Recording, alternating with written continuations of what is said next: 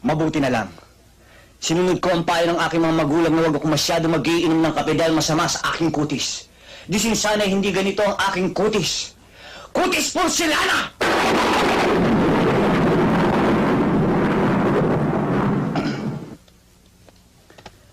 At sa katawan, pag ito ang nakita ni Don Solueta, tiyak mamamatay! Si Richard Gomez sa inggit!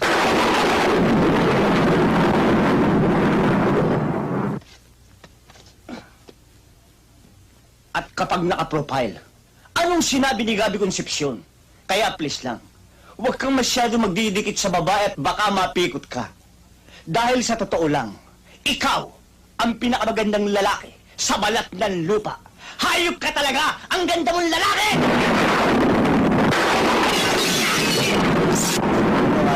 Sa mga kasalanan ko, sa mga kasinungalingan ko, nagbibiro lang naman ako eh. Kayo naman, hindi na kayo mabiro eh. Sige na, patawarin niyo na ako. Please. Gago!